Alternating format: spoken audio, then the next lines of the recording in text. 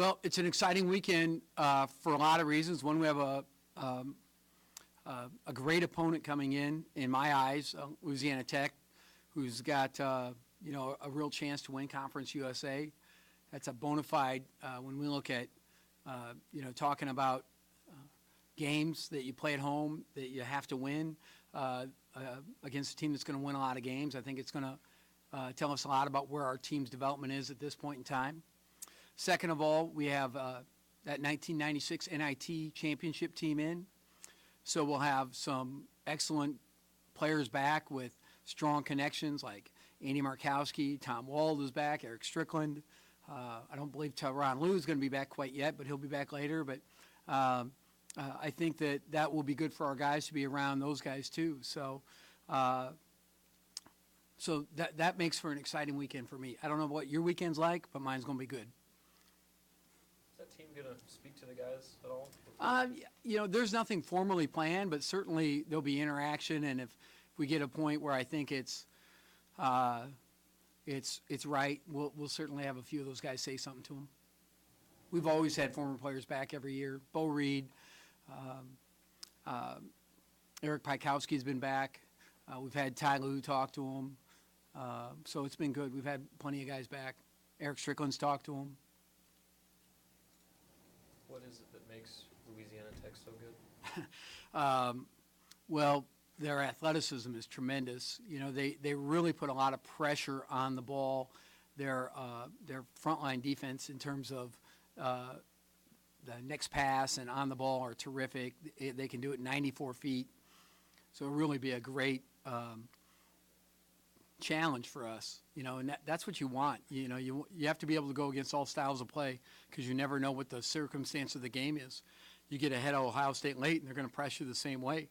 We've seen that before, so it'll be a good test of how we can handle pressure and how we can defend their athleticism. I mean, they've got tremendous athleticism. They're either at the rim or they're shooting threes. They're fast on the floor, so conversion defense is going to be a big deal. It'll be a great test. As you look at the schedule, kind of games coming up, is this kind of a natural kind of progression? You had the first two games where maybe the quality of the opponent wasn't that high. Then now you have Louisiana Tech, and you look at these next few games down there. Is this kind of a natural step forward for this team? Well, I would say it's a huge step forward. I wouldn't say natural progression. Natural progression, I like it a little easier, a little tougher, whatever. And but no, we have just jumped off the cliff of progression, and so we're gonna throw these guys into the boiling hot water and see what happens. Having a guy like Ed Morrow, is this kind of an important game for him to have him participate pretty well? And what have you seen from him so far in the first two games? Well, toward the end of last year when we were able to get Ed on the floor, I'd always ask him to do one thing. I want you to be the toughest guy on the floor. And I think he relished that. I think he embraced it. And I think he was the toughest guy on the floor a lot. He still brings that mentality. And if that's my mom, tell her that I'm busy. But Seamus is taking calls here, folks. Sorry, that's not on me. But as I look at Edward, he's more explosive. He's stronger. He still can get himself into playing into a crowd. He needs to learn how to play out of that crowd better.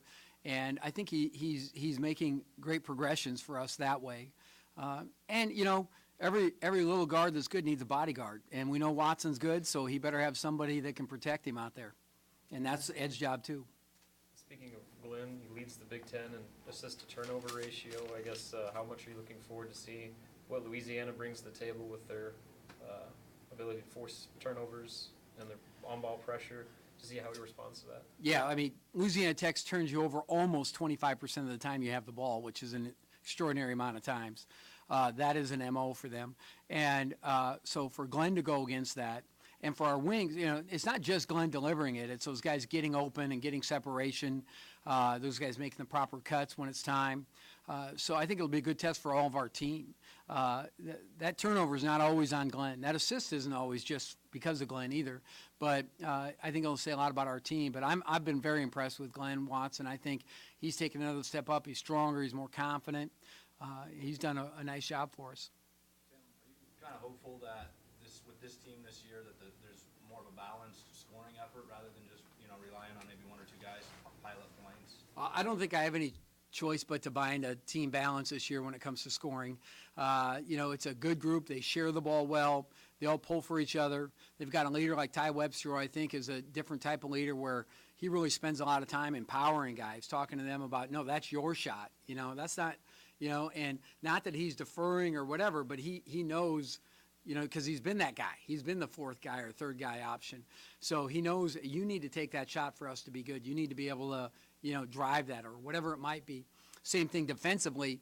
Ty is an outstanding defender, and he does a good job helping other guys understand what our system's about, what plays they have to make that are catastrophic to our defense. And he's done a real good job that way. So when it comes to scoring or defense or otherwise, I think the balance is the key to the team. Now, certainly that worries you, at crunch time, who do you go to? But also I think it gives you the flexibility and versatility of an offense to go to, a mismatch or something else that you see out there that maybe you can expose that, normally we've just gone to our go-to guys. Coach, you shot 11 threes the entire first game. You shot 16 in the first half alone last game. Do you want it to be more of a perimeter-oriented offense, or would you like to see them take it inside more? I think you take what the defense gives you. I didn't think that our decision-making was great against the University of Mary. Thought we took a lot of quick outside shots, and then we also forced the issue too early on offense and turned it over. The same thing we did against Sacramento State when we were on the inside, missing 12 layups. So this team has got, we've got improvement, but I think if you look at the core talent and the youth of that talent, they're only going to get better and better, and that's the exciting part about these guys. What's your plan with Anton? I know after the game you said you just want to put your arm around him and give him a hug. Which I did. Do you continue to just let him figure it out on the court? Or, I guess, what's your approach with the way he's... I met with him the other day. I forget what day it was, yesterday or the day before, and we just talked just a little bit. The one thing about a young guy like that, you don't want to put too many things in your head, so you try and make the game simpler. And I think both he and Evan just need a simple game plan to go out there and be able to be on the attack.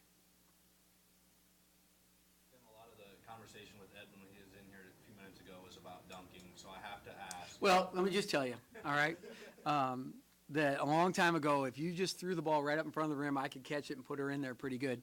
I did break a backboard in Dolan, South Dakota. As Ed broke the rim last week, he informed me that he's also shattered a backboard. I said, was it a fan shape like mine? No, it was a square. So Ed's ahead of me. I would tell you, though, that I don't know, he dunked as a sixth grader. Gabe Miles last week touched the net as a sixth grader, and I informed Gabe that I got, I think, the upper loop by the end of my sixth grade year. So we'll see how the Miles DNA and the old Leapin' Timmy Miles nickname, if it can hold in there for old Gabe. I think that's a good way to wrap it up. I can't imagine anything better. No, Ed broke a rim in PBA the day before the day before Sac State, which basically ruined practice because you just don't. Now we couldn't go up and down at all or do anything. So, but he got it and just.